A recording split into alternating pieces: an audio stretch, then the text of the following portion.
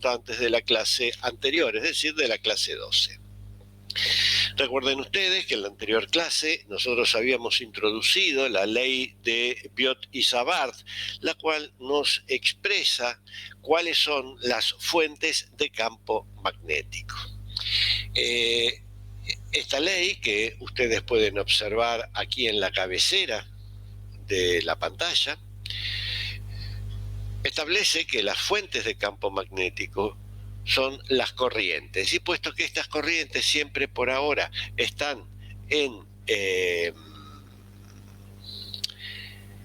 cables conductores, bueno, estos cables conductores que transportan una corriente eléctrica son las responsables de generar campo magnético. La expresión de este vector, intensidad de campo magnético, es la que ustedes pueden ver ahí, donde además la ley de Biot y Savart introduce una nueva constante, mu sub 0.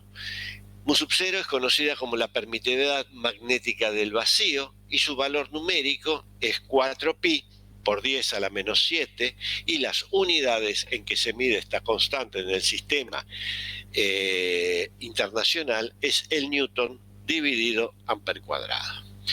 También en la misma expresión aparece el vector delta X. Recuerden que este vector es un vector que es tangente, tiene dirección tangente al cable, tiene el sentido de circulación de la corriente y su módulo representa la longitud del trozo de material conductor, como se ve en la figura de la izquierda.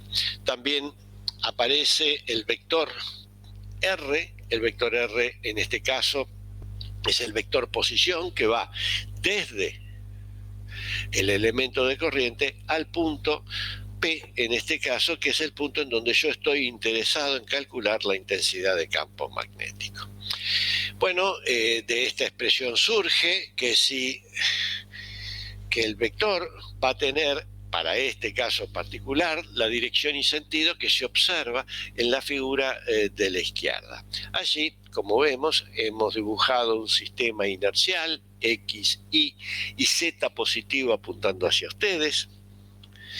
Perdón, X, Y y Z positivo apuntando hacia ustedes. Y aparece el vector delta X con dirección y sentido a lo largo del eje X positivo, y el vector R que está contenido en el plano XY. Si uno realiza el producto vectorial entre estos dos vectores, que como se ve forma un ángulo θ entre ellos, uno obtiene que la dirección del vector intensidad de campo magnético es perpendicular al plano que contiene ambos vectores. Y para el caso para determinar cuál es el sentido sobre ese eje X, podemos usar alguna de las reglas que yo les decía, la regla de la mano derecha, la regla de la mano izquierda, o si no, utilizar la tabla de multiplicación de versores, pero en todos los casos siempre vamos a obtener que como resultado para este caso particular el vector tiene componente z positiva. Esto queda de manifiesto, como se ve en la figura de la izquierda, con la notación que nosotros hemos introducido, es decir, la de un círculo con un punto en el medio, haciendo referencia a que la componente es z positivo. Bueno, conocido la dirección y sentido, resta por calcular el módulo de este vector, y esto se puede obtener tomando módulos a ambos miembros de la ley de Biot y Savart. Recordando que el módulo de un producto es el producto de los módulos, se obtiene la expresión que ustedes pueden ver aquí. Como ven, en esta expresión tenemos una distancia R en el numerador y una distancia R cubo en el denominador. Pueden ser simplificadas y obtenemos entonces que la intensidad de campo magnético va como la inversa del cuadrado de la distancia que hay desde el cable al punto. Nosotros ya hemos obtenido hemos conocemos, porque lo hemos visto en el caso de electrostática, situaciones en donde el módulo de un vector va como la inversa al cuadrado de la distancia. Sin embargo, aquí recuerden que la naturaleza vectorial del campo magnético es muy distinta a la del campo eléctrico. Eso ya lo habíamos manifestado la clase anterior y por eso es que no puede uno extrapolar las mismas conclusiones que obtuvo en aquella oportunidad ahora. Luego nosotros lo que hicimos fueron 3 aplicaciones de la ley de Biot-Savart. La primera fue muy sencilla, fue llevar a cabo la operación que se observa ahí en la cabecera de la pantalla, donde calculamos la raíz cuadrada de la inversa del producto entre epsilon 0, la permitividad eléctrica del vacío, y mu sub 0, la constante que se introduce en la ley de Biot-Savart. Como resultado obtuvimos una velocidad, y esta velocidad no es otra cosa que la velocidad de la luz en el vacío. La conclusión que sacamos es que esto primero no es una casualidad, y segundo, que la luz debe ser una combinación de efectos eléctricos y magnéticos que, bueno, nosotros aspiramos en futuras clases a conocer cuál es esta combinación y cuáles son estos efectos. La segunda aplicación fue la de calcular la intensidad de campo magnético que genera una carga puntual. Recuerden que Biot-Savart nos habla de la corriente que circula por un cable conductor. Aquí nosotros calculamos el campo magnético que genera una partícula cargada, que hemos asumido que es positiva, y que se mueve con una velocidad constante v, dada por el vector v. El módulo de este vector es mucho menor que la velocidad de la luz en el vacío. Noten ustedes que por qué hacemos esta comparación y porque ahora disponemos de una velocidad para comparar. Hasta antes no. Primero que no necesitábamos, porque en el caso de la electrostática habíamos trabajado con cargas que se encontraban estáticas, pero ahora que tenemos cargas en movimiento, y en el caso particular en un movimiento rectilíneo y uniforme, observamos que el campo magnético tiene la expresión, y la hemos calculado, la expresión que se ve. Mu sub 0 sobre 4pi por q, y por el producto vectorial entre los vectores velocidad instantánea y el vector posición r. El vector posición r ahora va desde la carga al punto en donde yo quiero observar, donde yo quiero calcular la intensidad de campo. Noten ustedes que para esta situación que nosotros estamos analizando, este vector tiene dirección y sentido a lo largo del eje Z positivo. Ahora, reordenando términos, como lo hemos hecho la clase pasada, reordenando términos, esta expresión del campo magnético, de la intensidad del campo magnético, puede ser escrita en términos del campo eléctrico que genera esta partícula puntual positiva. Y la expresión es la que se ve ahí, es la intensidad de campo magnético es el resultado del producto vectorial entre el vector velocidad instantánea y el campo eléctrico que genera. Recuerden ustedes, bueno, aquí no está dibujado, pero sí está en la clase que yo les envié anteriormente, en donde recuerden ustedes que el campo eléctrico es proporcional al vector R, mientras que, como se ve acá en la figura, la intensidad del campo magnético es perpendicular al vector R. Esto ya muestra la diferencia que hay, la diferencia que hay de estos dos vectores, como también muestra que el vector campo eléctrico y el vector intensidad de campo magnético son perpendiculares. Esto es un hecho que nos va a aparecer a lo largo del curso. Se puede demostrar que así es. Esa demostración, bueno, requiere un cálculo requiere cálculos que no caen fuera del alcance de este curso y no lo vamos a dar, pero es una consecuencia de las leyes de Maxwell. Y la tercera aplicación que hicimos nosotros es el cálculo de un cable de longitud arbitraria que transporta una corriente I. Este cable está dispuesto a lo largo del eje X, como se muestra en la figura B, y se extiende desde menos L sobre 2 a L sobre 2. Es decir, es un cable de longitud L. Recuerden que en la figura A aparece una batería que es la responsable de que circule una corriente por el cable. Mientras que en la figura B esta batería no aparece. Esto es consecuencia pura y exclusivamente de que uno no lo ha dibujado por una cuestión de economía del dibujo. Pero recuerden siempre que la batería debe estar presente, porque de otra manera no podría circular corriente.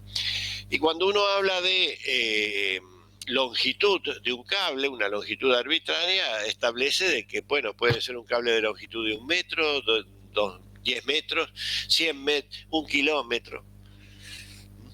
No hay un condicionamiento para la longitud del cable. Y como les decía, uno estaba interesado en calcular la intensidad de campo magnético que genera este cable o esta distribución de corrientes en un punto P que está a lo largo del eje I positivo.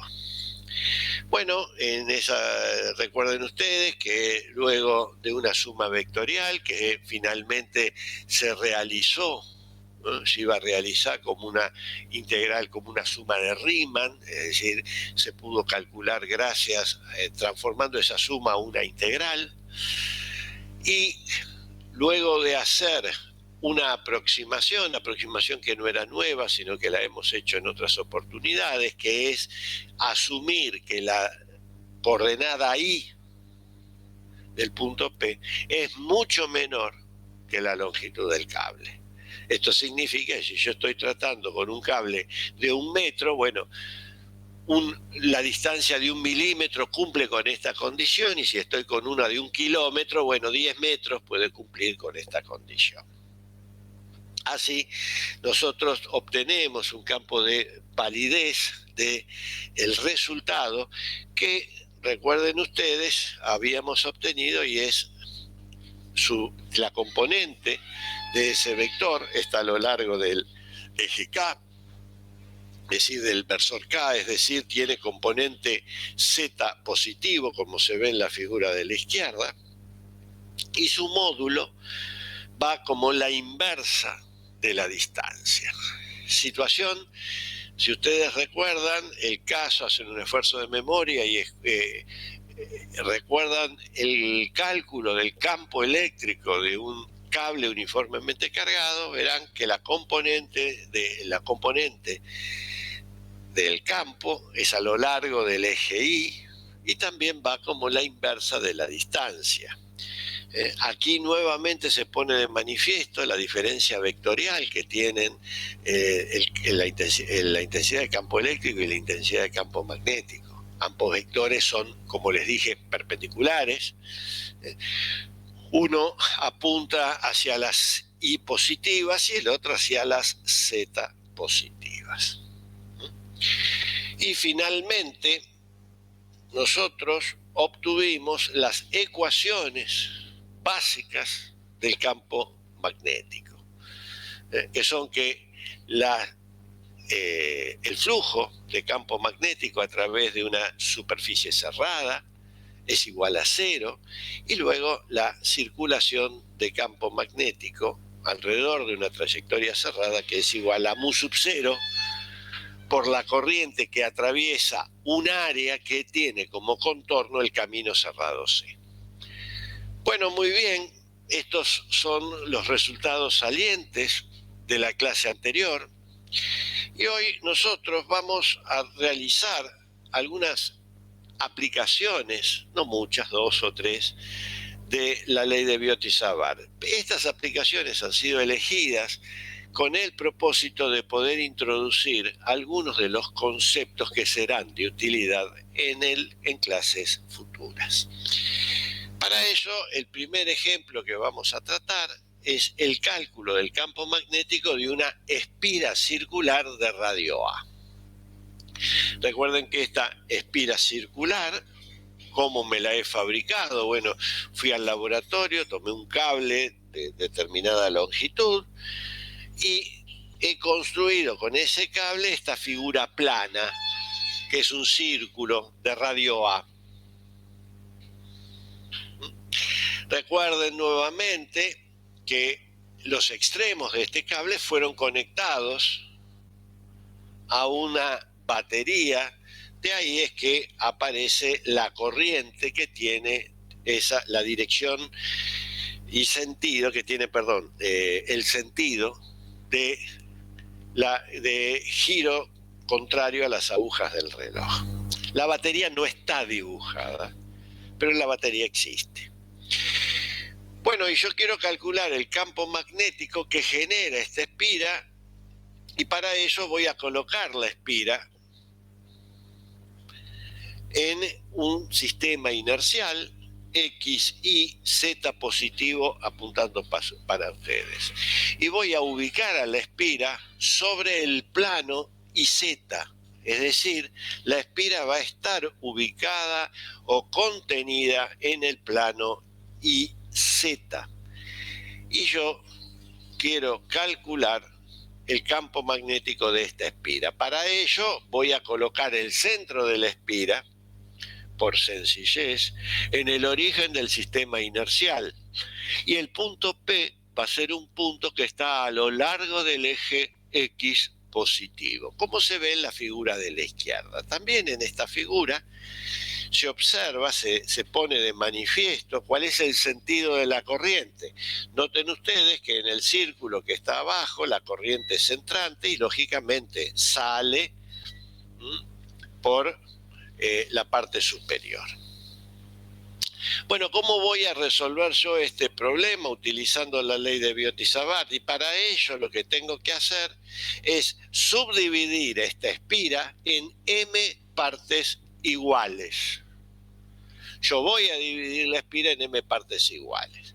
Cada parte va a tener una determinada longitud y va a estar numerada, como se ve aquí en la figura de la izquierda. El primer trozo en que yo subdividí es delta x1, luego tendré delta xm minúscula, y luego tendré otra subdivisión que será delta xn, y finalmente tendré delta xm, que es la última, que está aquí en azul. Es claro que si yo sumo todos los trozos en que subdividí el cable, la suma de todos los trozos me tiene que dar la longitud de circunferencia del círculo, que no es otra cosa que 2π veces el radio. Bueno, ahora lo que tengo que calcular es cuál es el campo que genera cada uno de los trozos en que yo subdividí la espira. Yo voy a tomar dos trozos, el delta xn y el delta xm. ¿Por qué he elegido estos dos trozos?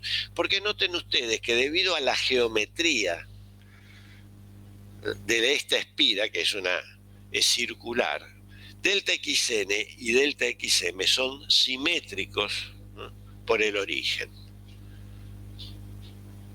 Y esta situación que ocurre para delta xn y delta xm aparece para cualquier trozo que elija. Delta x1, por ejemplo, también tiene un simétrico, lo mismo que delta xm mayúscula, también tiene un simétrico. Es decir, que yo, en general, a cada elemento que elija siempre le va a aparecer un simétrico por el origen.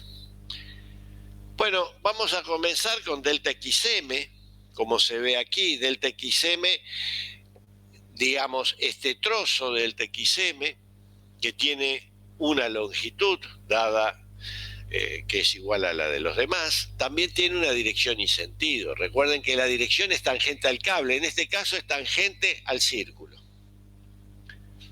y tiene el sentido de la corriente. Por eso es que el vector delta XM, como se observa aquí, se trata de un vector que es entrante a la página. También se ha dibujado el vector R'. El vector R' es un vector que va desde el elemento del trozo del conductor al punto P en donde yo quiero calcular. Bueno, ¿qué genera este elemento? Genera una intensidad de campo magnético cuya expresión viene dada por la ley de Biot-Savart, y la dirección y sentido que genera del campo magnético que genera este trozo conductor se ve aquí como delta XM. Noten ustedes que este vector delta XM, delta B sub M, es perpendicular a R' y también es perpendicular a delta XM. Y noten ustedes que forma un ángulo tita con la vertical. El simétrico de delta XM es delta XN, que se observa aquí. En este caso, el vector delta XN es saliente, como se puede ver, y R, el vector que va desde el trozo de material conductor hasta el punto P, también es dibujada en la misma figura. Este trozo de material conductor que transporta la corriente genera un campo magnético delta B sub N, que se observa en la figura. También este vector es perpendicular a R y a delta XN, y al igual que el anterior, forma un ángulo tita con respecto a la vertical. Estos dos vectores se obtuvieron, como les dije, aplicando la ley de Biot-Savart, que son las que se observan aquí. Bueno, muy bien.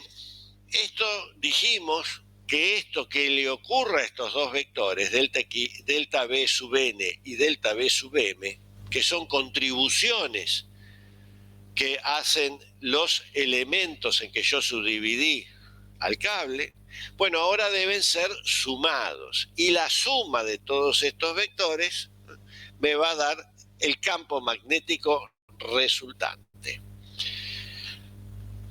Claramente yo voy a tener que hacer una suma vectorial. Esta suma vectorial, en realidad, lo que voy a tener que hacer es una suma de las componentes X, una suma de las componentes Y y una suma de las componentes Z. Ahora bien, si volvemos a la pantalla anterior, vemos que los vectores, es decir, los sumandos de esa suma, y tienen en principio, por lo que se ve aquí, tienen componentes X e Y. No hay componente Z. Por lo tanto, cuando yo tenga que hacer esa suma, las componentes Z, la suma sobre la componente Z, no tengo que hacerla.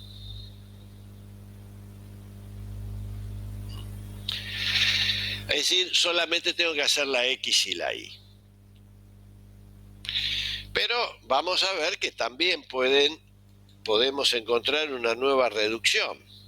Vamos a calcular, ya nosotros dimos las componentes, la dirección y sentido de estos vectores. Ahora falta calcular el módulo. El módulo de esos vectores, se puede calcular, bueno, de las expresiones, de la expresión de la ley de Biot-Savart. Y son los que se ven aquí, delta B sub N y delta B sub M. Noten ustedes que los módulos de los vectores son iguales, porque dependen de la subdivisión que yo he hecho de la espira. Y como dije que la espira la subdividí en m partes iguales, delta XN y delta XM son iguales. Por lo tanto, los módulos son iguales. ¿Qué es lo que tengo que hacer yo? Si volvemos a la pantalla anterior. Y tengo que sumar dos vectores que tienen igual módulo y forman el mismo ángulo con respecto a la vertical. ¿Qué resulta de esto? Que cuando yo tenga que calcular la componente Y, voy a ver que una de los vectores, tiene una componente I positiva, por ejemplo, delta B sub n. Tiene una componente I positiva.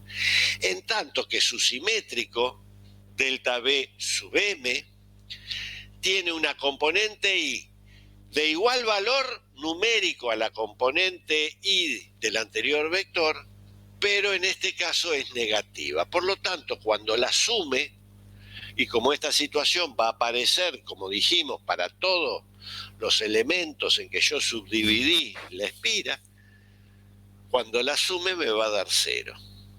Por tanto, no, la componente I yo ya sé que va a dar 0. La única componente que va a sobrevivir es la componente X. Como yo tengo que hacer una suma solo sobre una componente, esa suma en general va a ser una suma de escalares. Y entonces eso me va a facilitar mucho el cálculo de esta suma vectorial. Noten ustedes que, como dijimos, bueno, solamente nos tenemos que ocupar de la componente X de los sumandos. Y cada sumando, la componente X de cada sumando no es otra cosa que el módulo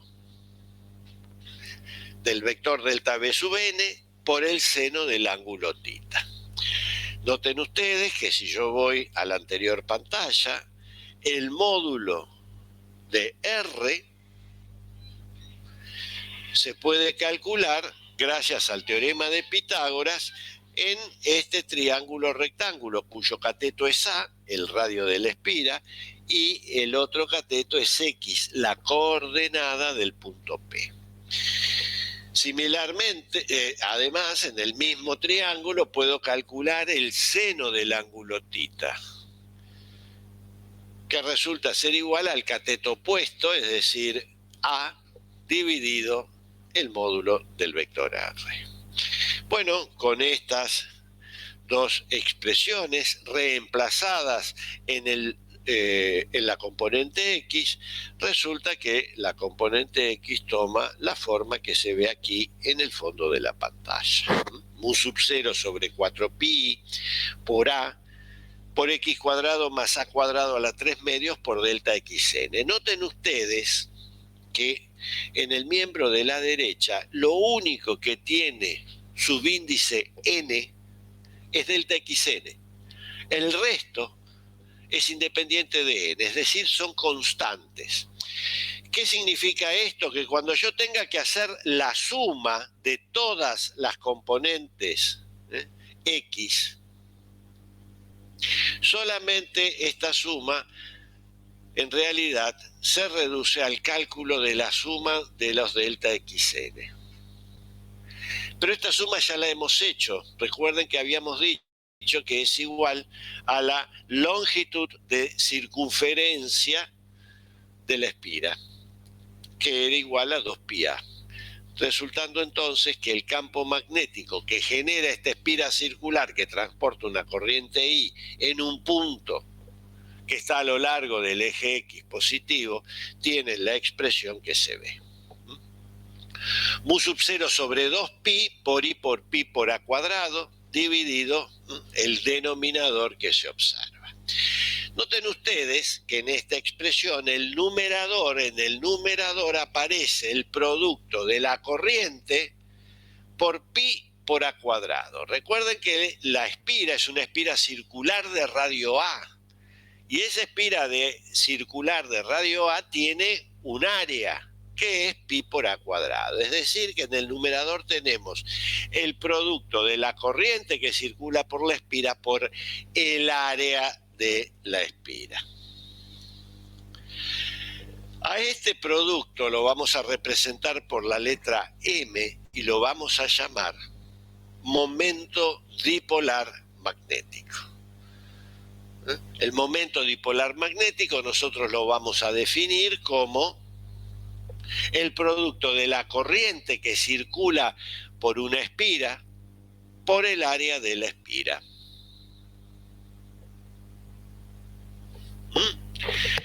Vamos a definir así como nosotros representamos el producto, el momento dipolar eléctrico como el producto. Recuerden que en el momento dipolar eléctrico era como lo habíamos modelado, eran dos cargas puntuales de igual valor numérico, pero de signos opuestos, separadas por una determinada distancia. El producto de la carga positiva por la longitud, por la distancia de separación, era el momento dipolar eléctrico. Bueno, aquí, en el caso de la espira, es el producto de la corriente que circula por la espira por el área de la espira. Y entonces el campo magnético BDP que acabamos de calcular es el campo magnético que genera un momento dipolar magnético. Es decir, un dipolo magnético genera un campo magnético que tiene la expresión que ustedes pueden ver ahí, que acabamos de calcular. Noten ustedes que aquí X es un punto que está a lo largo de un eje que pasa por el centro de la espira. Nosotros ubicamos la espira circular en el plano y Z, y dijimos que el origen de la espira, es decir, el centro del círculo, coincide con el origen del sistema inercial. Es decir, el eje Z es perpendicular al plano que contiene la espira y además el eje X pasa por el centro de la espira. En particular, cuando X es 0, lo que tenemos aquí, lo que calculamos, es el campo magnético en el centro de la espira, es decir, el campo magnético en el centro de este dipolo magnético. La expresión que resulta de este campo magnético en el centro de la espira, es decir, en el centro del dipolo magnético, es la expresión que se ve aquí. Si uno hace todas las simplificaciones, queda que es mu sub 0 sobre 2 por I dividido A el radio de la espira. Si esta expresión uno la quiere escribir en términos del momento dipolar, resulta esta, mu sub 0 sobre 2pi por m sobre a cubo. Las dos son correctas, claro está, pero una está escrita en términos del momento dipolar magnético y la otra en términos de la corriente solamente. Se pueden usar indistintamente. Bueno, macanudo, tenemos este dipolo magnético que genera un campo magnético en su centro, que es el que se ve. Ahora, ¿qué le ocurre a esta espira o a este dipolo magnético si yo lo ubico en presencia en una región del espacio donde hay un campo magnético externo? Este campo magnético externo es generada por otra distribución de carga que nosotros no lo vamos a estudiar. Pero ¿cuál es el efecto que va a producir ese campo magnético externo sobre este momento dipolar? Bueno, ya esto lo hemos visto también en la clase pasada, que cuando nosotros tratamos el caso, y también lo han visto seguramente en el práctico, ¿qué ocurre cuando yo ubico una espira? En el caso de la teoría, como en el práctico, habíamos tratado con una espira rectangular. Y esta espira rectangular transporta una corriente. ¿Qué habíamos encontrado? Y bueno, que evidentemente aparecía, ya sabemos, que la resultante de fuerza sobre una espira es 0. Por lo tanto, esa espira no se va a trasladar.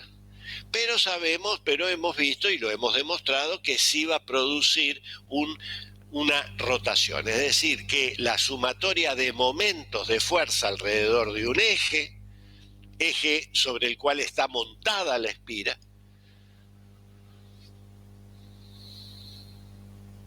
va a producir un momento de fuerza, una rotación. ¿Cómo se puede calcular esa rotación? Bueno, recuerden el resultado que nosotros lo habíamos obtenido para el caso de la espira rectangular, pero bien, quizás el cálculo sería un poco más complejo, pero se puede hacer.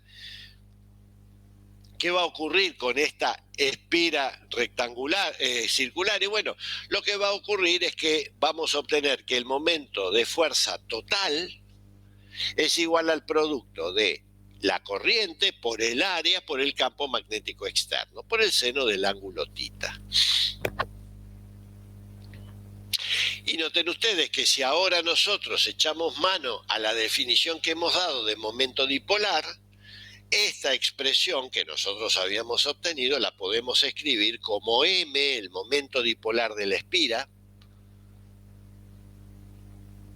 por el campo magnético externo por el seno de θ. Noten ustedes que esta expresión luce como el producto vectorial entre dos vectores. ¿Cuáles son estos vectores? El vector m, momento dipolar, y el campo magnético externo. Noten ustedes que hasta ahora nosotros en la definición que hemos dado era la que correspondía a un momento dipolar que lo hemos tomado como escalar. Sin embargo, con esta definición vemos que el momento dipolar es un vector. Vector que entonces ahora tenemos que dar cuál es su dirección y cuál es su sentido. Bueno, puede ocurrir, recuerden que una espira, ¿cómo me la fabrico yo?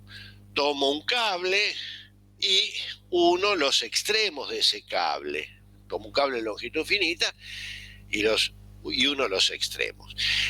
Es así que ese cable se transforma en frontera de una superficie. Al yo unir los extremos, ese cable pasa a ser un camino cerrado y que encierra una superficie. Y la superficie puede ser o una superficie en el espacio, es decir, una superficie alabeada, o puede ser una superficie plana. En el caso de superficies alabeadas, que nosotros no las vamos a tratar en este curso, pero sí las vamos a mencionar, el momento dipolar magnético se puede calcular a través de esta... No, profe, alabeada es que tiene un volumen la superficie, ¿no? ¿Cómo? Alabeada es que tiene un volumen la superficie. No. Guarda, no se trata de una superficie cerrada, sino que es una superficie abierta. Para que tenga una idea, imagínese que usted tiene una hoja de papel, de un cuaderno. Si usted la pone sobre una mesa, sobre una superficie plana, y bueno, le va a quedar un plano formado. Sin embargo, si usted la toma por uno de sus extremos, por dos de sus extremos, le va a quedar como una silla de montar. Esa superficie no encierra un volumen porque es una superficie abierta, pero esa superficie en el espacio no es plana.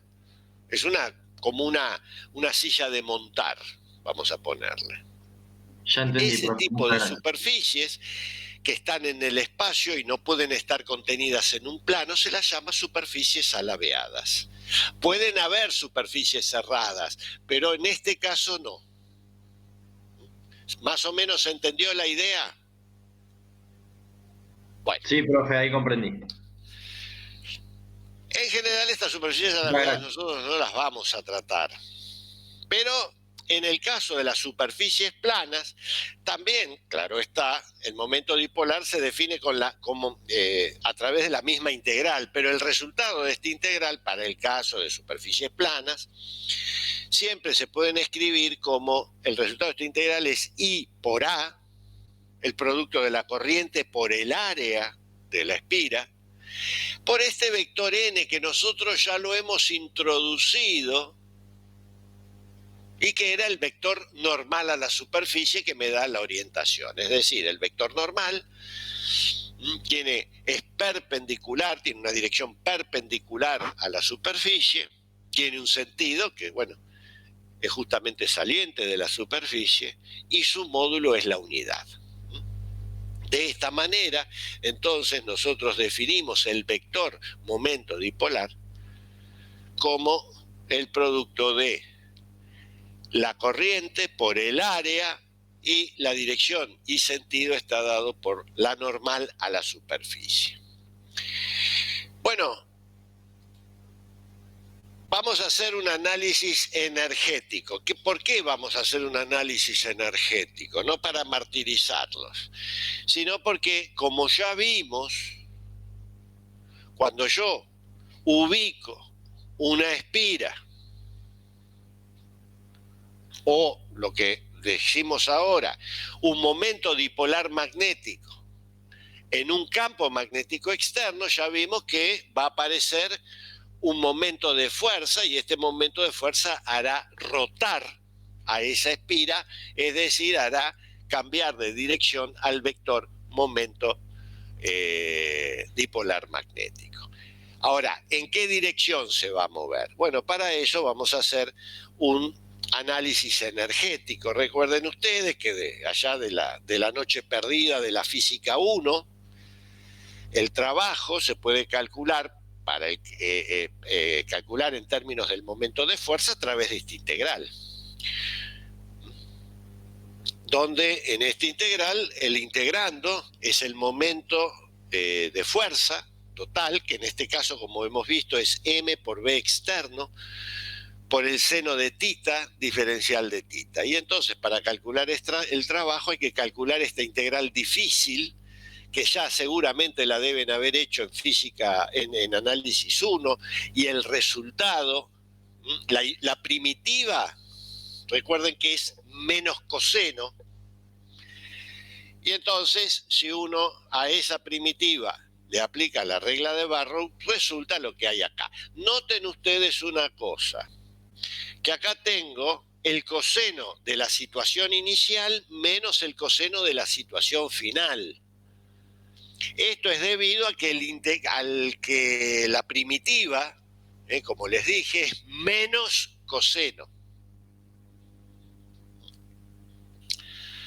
Bueno, de aquí resulta que la energía, esta es la diferencia de energía, la energía la puedo escribir como menos, nuevamente aparece este menos resultado del cálculo de la integral, el producto del momento dipolar magnético, el campo externo, por el coseno del ángulo que forman ambos vectores.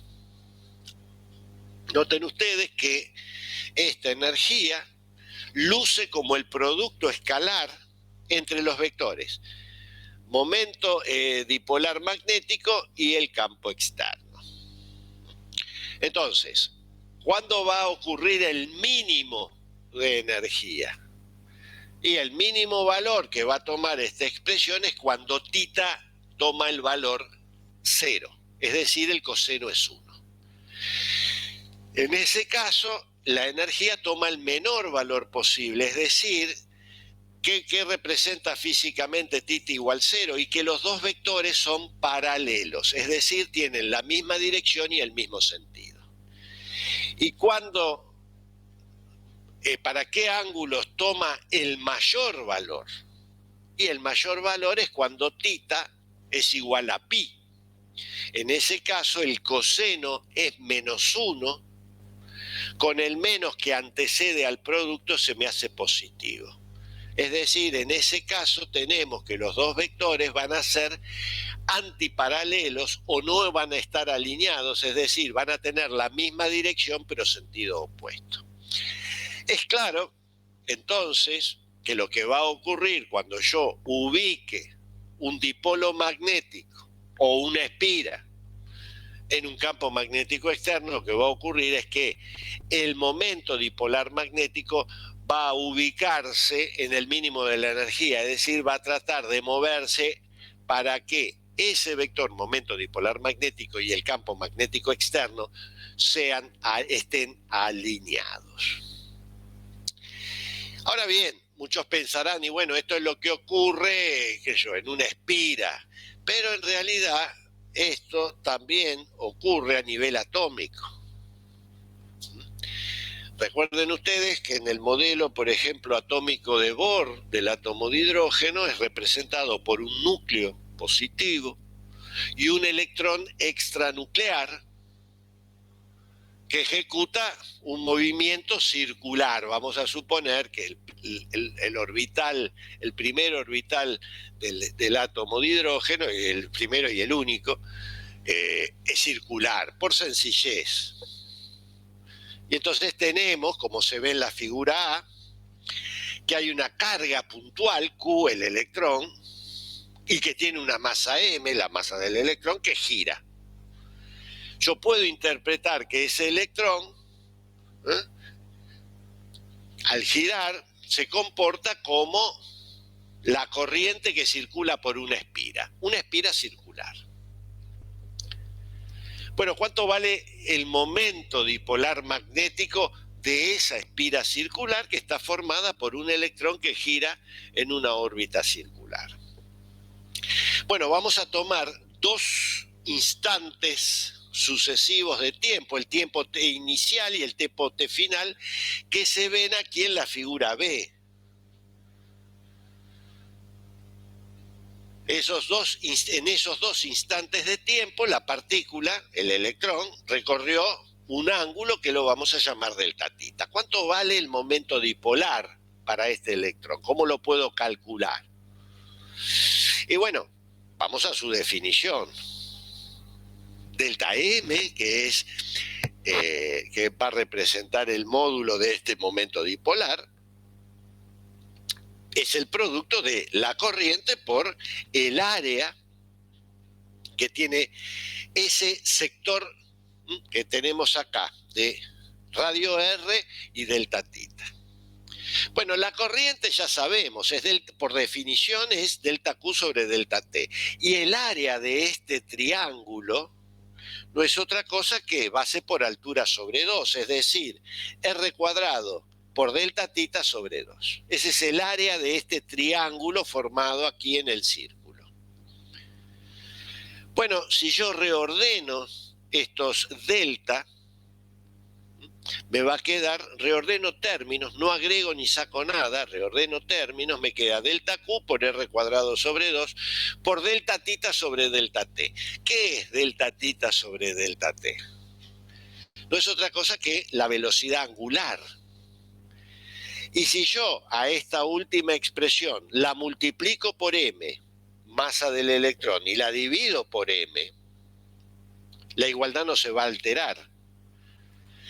Si yo recuerdo que m por r cuadrado es el momento de inercia de una partícula puntual, encuentro que m, la cantidad de el momento dipolar magnético, lo puedo escribir como Q, porque delta Q, que es la carga, en este caso la carga del electrón, Q sobre 2m, por I por omega. El momento de inercia que tiene el electrón, o sea, la partícula puntual, por su velocidad angular. Noten ustedes, recuerden ustedes acá de la noche perdida de la física 1, que el producto I por omega no es otra cosa que la cantidad de movimiento angular. Y así encontramos una relación que hay entre el momento dipolar magnético y la cantidad de movimiento angular. Recuerden que ambos vectores, que ambas magnitudes físicas, es decir, el momento dipolar magnético y la cantidad de movimiento angular, son vectores. Por lo tanto, escrita esta última igualdad en forma vectorial, luce como se ve aquí en el fondo de la pantalla. Que el vector momento dipolar magnético es proporcional al vector cantidad de movimiento angular. ¿Por qué he hecho todo esto yo? Porque yo estoy hablando del átomo de hidrógeno, del modelo atómico de Bohr del átomo de hidrógeno. Y ustedes recuerden que en el modelo atómico de Bohr es un modelo, se podría decir, semiclásico. ¿Qué significa semiclásico?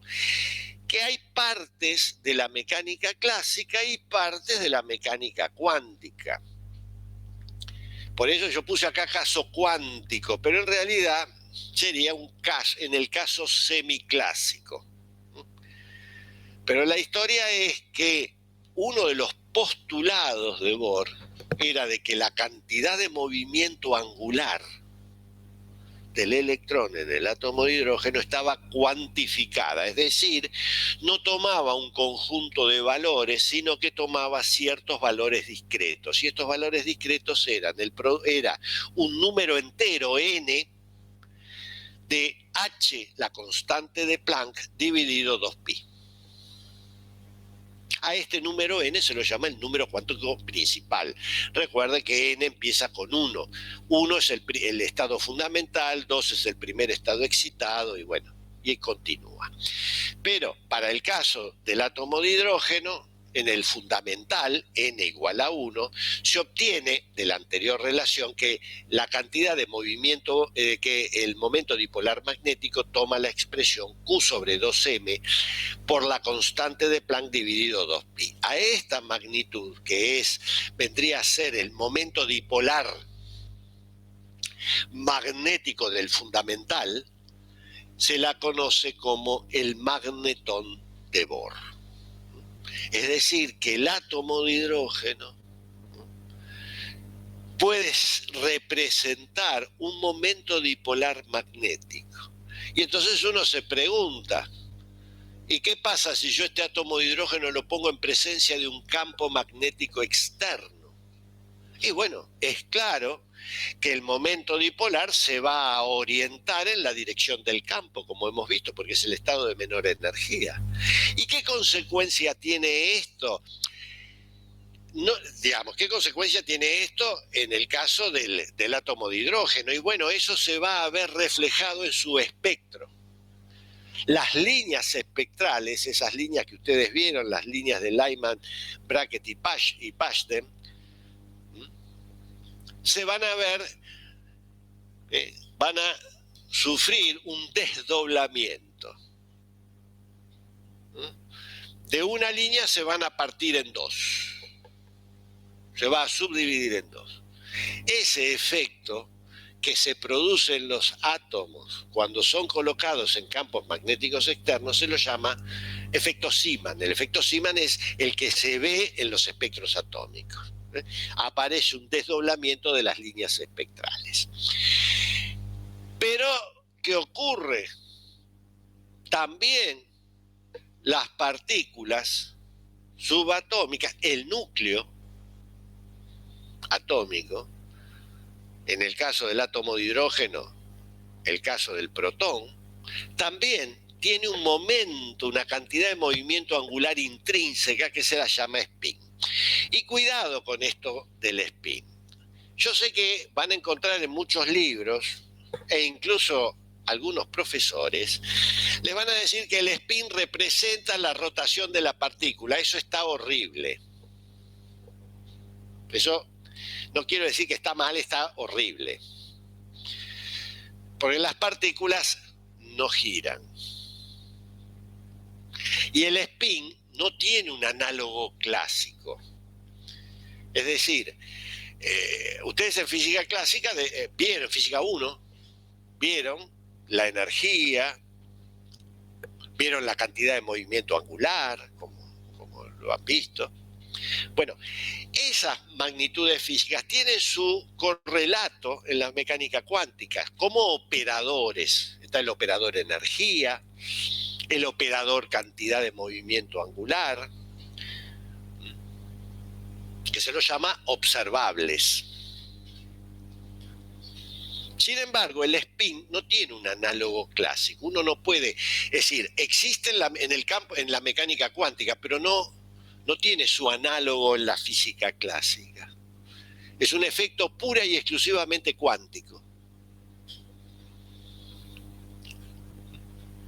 Y en ese caso, los núcleos atómicos, también las partículas subatómicas como el protón, tienen un momento angular intrínseco y que está relacionado con el momento dipolar magnético a través de la expresión que se ve aquí. El momento dipolar magnético es igual a G, que es lo que se conoce como el factor giro magnético, depende del tipo de partícula que se está tratando, del tipo de núcleo que se está tratando, por Q sobre 2m por S. S representa el spin de la partícula. Guarda con esto también. Esta es la notación que muchos van a encontrar en cualquier libro y es correcta. Sin embargo, puede inducir a pensar que el spin es un vector. En realidad no es un vector, es otro tipo de magnitud, es otro tipo de ente que se lo llama espinor. Tiene propiedades diferentes a las de vectores. En general se representa mediante una matriz. Pero bueno, no vamos a entrar en ese caso. Y entonces, como se ve, hay una relación también en las partículas subatómicas que cuando tienen un spin. Esto es lo que se utiliza, esto lo van a ver principalmente la gente de alimentos, que cursa alimentos, cuando vean resonancia magnética, el famoso NMR en inglés, resonancia magnética nuclear, que es lo que se utiliza también cuando se hacen los análisis en medicina. Se basan justamente en este principio que nosotros hemos hecho y en ese caso, por eso se lo llama resonancia magnética nuclear, ¿no? Porque tiene que ver con el núcleo en el caso de la molécula de agua.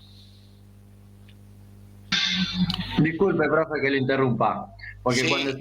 cuando estaba comentando esto, yo me puse a pensar en un resonador magnético A al ver, instante. espere un minuto, muchacho, un minuto.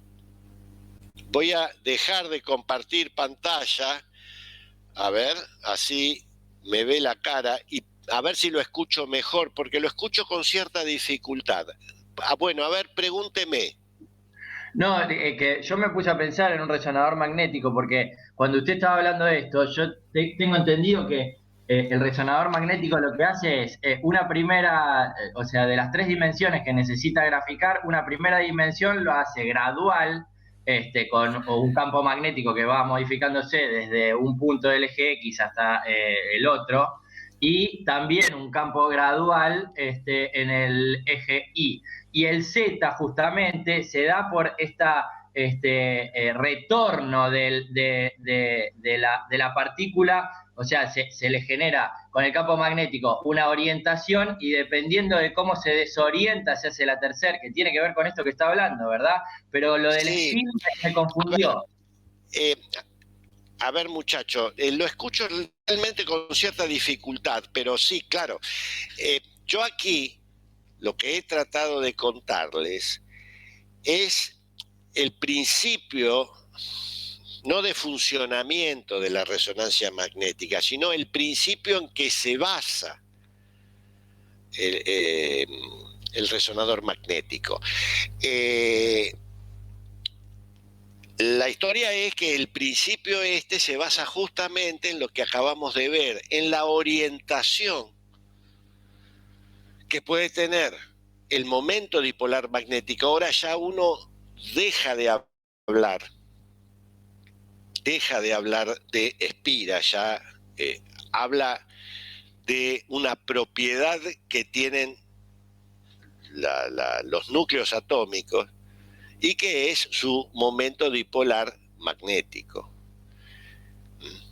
En el caso que estamos tratando. Hay otras consecuencias que también tiene que ver con la resonancia, el resonador magnético, y es el hecho de que des en cuenta que nosotros hablamos acá de la resonancia magnética puede tener un núcleo atómico, pero también la resonancia magnética puede tener, la orientación que puede tener el momento dipolar magnético de una órbita.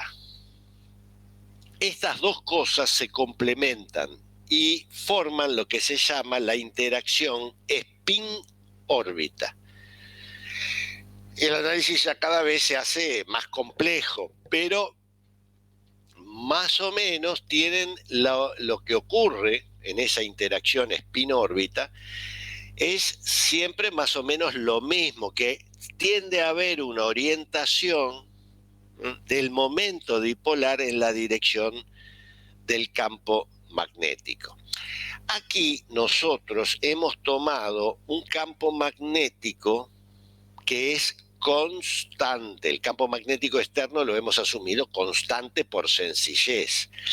En general, en los resonadores magnéticos son campos que dependen explícitamente del tiempo. Nosotros no lo vamos a tratar porque esto no pretende ser un curso de resonancia magnética, pero sí vamos a dar el fundamento que tiene ese tipo de situaciones. ¿Más o menos quedó claro su pregunta, alumno? Sí, profe, perdón, le estaba hablando con el micrófono apagado. Bueno, Sí, sí.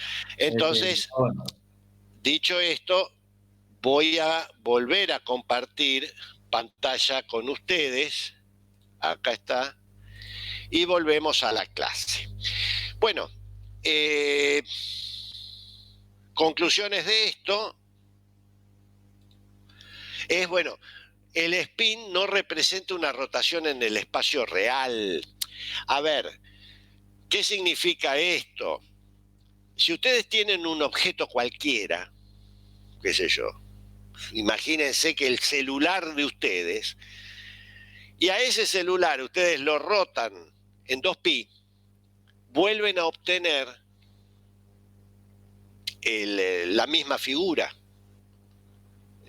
Ahora, ¿qué ocurre con el caso del spin? En el caso del spin, a nivel subatómico, yo tengo que rotarlo 4pi para volver a tener la situación original. Por eso es que no representa una rotación en el espacio real. En el espacio real, si yo giro un cuerpo en 2pi, vuelvo a tener la rotación, vuelvo a tener la situación original de la que partí. En el caso del spin hay que hacerlo en 4pi. Por eso es que no representa una rotación en el espacio real tal cual nosotros la conocemos. Es una rotación en otro espacio, en el espacio, como le decía, de spinores. Y finalmente, por esa razón es que el spin no tiene un análogo clásico, ¿no? Es un operador pura y exclusivamente cuántico. Bueno, para terminar ya con este campo magnético generado por una espira, vamos a dibujar una línea de campo magnético. Recuerden que estaban las líneas de campo magnético, son aquellas curvas que tienen como tangente en cada punto el campo magnético. Bueno, y acá en la figura de la derecha yo he dibujado una línea y he tratado de que en esa línea el campo magnético sea tangente. Como ven, y esto era lo que yo les decía en la clase anterior, que las líneas de campo magnético son curvas cerradas, por eso es que el flujo de campo magnético es cero. No nacen y mueren en ningún lugar, no son como el campo eléctrico. De ahí viene la naturaleza, cuando uno habla de la diferencia de naturaleza vectorial que tienen estos campos. El campo eléctrico nace en un punto, es decir, en donde están las cargas positivas, ni muere en donde están las cargas negativas. Acá el campo magnético no nace ni no mueren. Pero ¿qué ocurre? Noten ustedes, para que sea la curva cerrada, yo dibujé una línea de campo magnético. Hay muchísimas y se pueden dibujar tanto por arriba como por abajo. Pero yo he dibujado una, no me voy a pasar el día dibujando líneas. La historia es la siguiente. Noten ustedes que si ustedes ven esta figura, ven las líneas de campo, ustedes pueden pensar. Mira, la línea sale por la cara derecha de la espira y se oculta por la cara izquierda de la misma espira. Pero como hemos visto, en el centro de la espira hay campo magnético. Esto pone de manifiesto que las líneas entran y salen, que son líneas cerradas. Bueno, ahora que tenemos el campo de una espira, vamos a calcular el campo de una sucesión de espiras. Cuando yo hablo de una sucesión de espiras, lo vamos a hacer para el caso que hemos analizado, el caso de la espira circular. Pero puedo tener una sucesión de espiras cuadradas, o una sucesión de espiras rectangulares, una sucesión de espiras octogonales. ¿Y cómo me fabrico yo esta sucesión de espiras circulares? Bueno, vamos a ver lo siguiente. Supongamos que yo tengo un cable y tengo una superficie cilíndrica. Tengo un cable y una superficie cilíndrica. Agarro el cable, lo fijo, un extremo de ese cable lo fijo a esta superficie cilíndrica y le doy una vuelta al cable alrededor de esta superficie cilíndrica. Me va a quedar una espira circular. Ahora, ¿qué pasa si yo le doy una segunda vuelta? Y me va a quedar dos espiras circulares. Pero esta segunda vuelta lo hago de manera tal de que la segunda vuelta quede bien pegadita con la primera. Y luego le doy una tercera vuelta, una cuarta vuelta, y cada vez que doy una vuelta al cable alrededor de la superficie circular, de la superficie cilíndrica, me va a quedar una espira. Conclusión, voy a tener, tomando siempre el cuidado de que una vuelta quede muy pegada con la anterior, voy a tener así una sucesión de vueltas o una sucesión de espiras. ¿Cuántas espiras puedo tener? N, en principio. N vueltas, que es lo mismo que decir N espiras. Y claramente esas N vueltas o N espiras van a cubrir una longitud L, la llamaré. Y claramente en el centro voy a tener que va a tener una sección transversal esa sucesión de espiras. Sección transversal que yo voy a llamar A, que es el área. También a el espacio comprendido por esta sección transversal lo voy a llamar núcleo. Como en ese núcleo no hay nada, hay aire, voy a decir que lo que he hecho con esta sucesión de espiras circulares he formado una bobina. Y como en el medio, en el espacio comprendido, ahí en el área A, no hay nada, es decir, hay aire, voy a decir que es una bobina de núcleo de aire.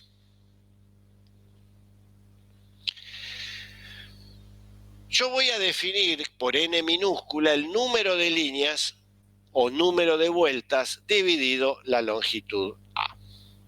¿Qué es lo que quiero hacer yo ahora con esta bobina que he construido?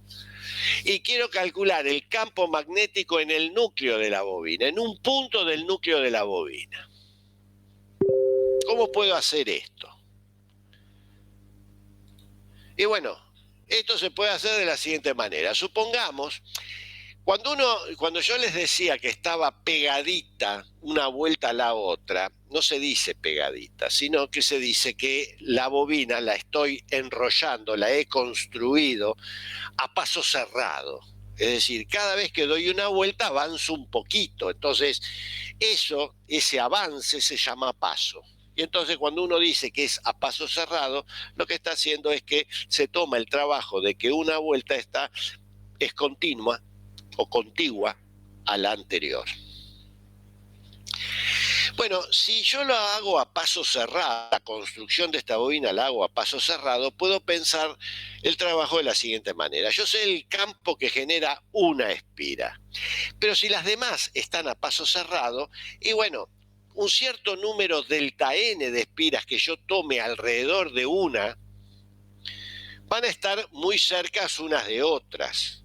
Y por lo tanto, puedo pensar que el número de todas ellas, puesto que están muy cercas unas de otras, generan en el mismo punto un campo magnético aproximadamente igual al que yo calculé, que es el de una espira. Delta n lo puedo calcular en términos de delta x, que es la longitud que ocupan esas n espiras o n vueltas. Lo puedo pensarlo como que delta n es la densidad de líneas o densidad de vueltas por unidad de longitud por delta x. Y el campo que generan esas delta n espiras lo puedo pensar aproximadamente como el campo que genera una espira por el número de espiras, delta n, que lo escribí de esta manera. Así resulta que en un punto P, El campo magnético tiene aproximadamente esta expresión, que es el campo de una espira por delta N. Ahora, si yo quiero calcular la contribución debido a todas las espiras, tendré que hacer la suma de toda esta expresión. Esa suma, en general, se puede calcular a través de una integral, ¿eh? Ya sabemos que esas sumas se pueden hacer a través de Riemann integral, que está extendida entre menos L sobre 2 y L sobre 2, donde aquí es supuesto que la espira, que la bobina, tiene una longitud L. Y la dispongo en un sistema inercial como se ve aquí. El extremo izquierdo está en menos L sobre 2 y el extremo derecho en L sobre 2. Así el campo resultante es el resultado de esta integral. Esta integral no es nueva. Si nosotros sacamos todas las constantes afuera, vemos que esta integral que nos queda ya nos ha aparecido. Esta integral la hemos calculado en otras oportunidades asumiendo de que los límites de integración son menos infinito y más infinito. En este caso, que las bobinas en general son finitas, es decir, tienen una longitud finita, y la sección es comparable es decir, el radio de la sección es comparable con la longitud en la mayoría de los casos reales, vamos a calcular esta integral en forma finita. Es decir, el resultado va a depender de la longitud de la bobina. Y para hacer ese resultado voy a utilizar para calcular la integral hay que hacer una sustitución. Y la sustitución es x igual a tangente de tita. Si uno hace esta sustitución, como nosotros lo hemos hecho allá en las primeras clases, a través de esta sustitución, la integral se reduce al cálculo de la integral, el coseno de tita diferencial de tita entre tita 2 y tita 1, donde tita 1 es L sobre 2 por A, se ve aquí en la figura, y tita 2 es menos L sobre 2 por A. Recuerden que A es el radio de la sección, es el radio del círculo. Bueno, claramente, si uno aplica la ley recordando que el seno de tita, la integral del seno es la integral, perdón, del coseno es el seno, y aplica uno la ley la regla de Barrow, bueno, encuentra este resultado. Bueno, luego uno puede hacer el caso en que tita 1 sea pi sobre 2, el caso límite, en donde uno tiene un radio muy chiquito y una bobina muy larga. Hay situaciones de esas, son particulares pero existen, y en esos casos tita 1 toma el valor pi sobre 2 y tita 2 toma el valor menos pi sobre 2. Recordando que el seno es una función impar, se obtiene para esas situaciones que el campo es mu sub 0 por n por i. Noten ustedes que aquí el campo magnético es independiente de x, del punto donde yo he elegido. Y es un campo constante. Y recuerden que este es el campo en el interior de la bobina. En el exterior de la bobina, muy cercana a la bobina, el campo es aproximadamente 0. En la figura de la izquierda, yo he dibujado líneas de campo magnético. Aquí las he dibujado 3, en negro, verde y rojo.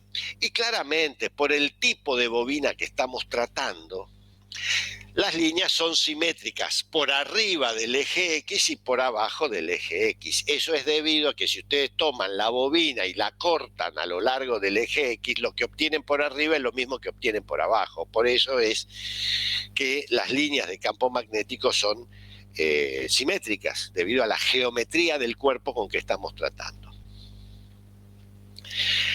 Pero esto, es decir, ¿qué les muestra esto? Ustedes ven esto y ¿qué es lo que piensan? Miren, Las líneas de campo magnético salen por el extremo derecho y se ocultan por el extremo izquierdo de la bobina. Yo no veo lo que pasa adentro, yo lo sé porque lo acabo de estudiar. Yo sé que en el interior también hay campo magnético, pero desde afuera veo que salen líneas de campo magnético por el extremo derecho y se ocultan por el extremo izquierdo. Bueno, esto es lo que se observaba cuando yo les decía con las piedras esas que venían del mar Egeo, que venían de la isla de Magnesia que estaba en el mar Egeo, y que eran piedras volcánicas y que luego se llamaron imanes naturales. Hoy también se los conoce como imanes permanentes, que seguramente ustedes han jugado cuando eran chicos y que tienen ahí pegado en la heladera. ¿Qué ocurre? Uno observaba que había líneas que salían por un extremo y se ocultaban por el otro, porque recuerden que todo esto atraía limaduras de hierro. Y entonces, ¿qué pasaba? A esto, por donde salían las líneas, se los designaba el polo norte y por donde se ocultan el polo sur.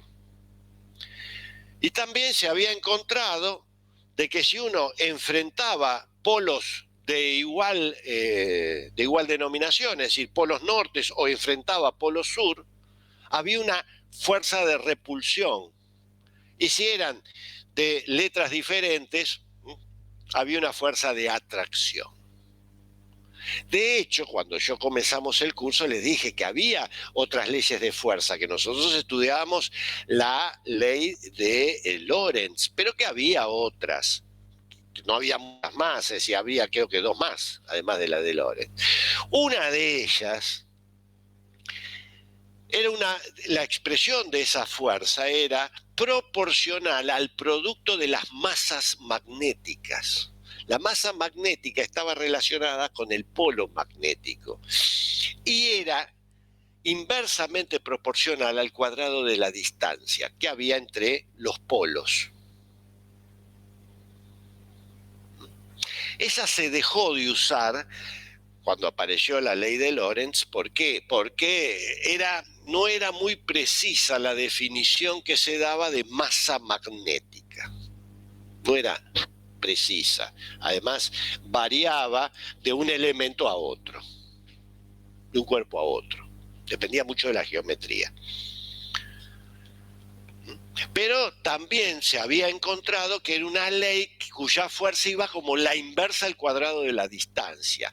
Y también se había encontrado que era de naturaleza, no vectorial, pero era diferente a la fuerza electrostática, que aparecía entre cuerpos cargados.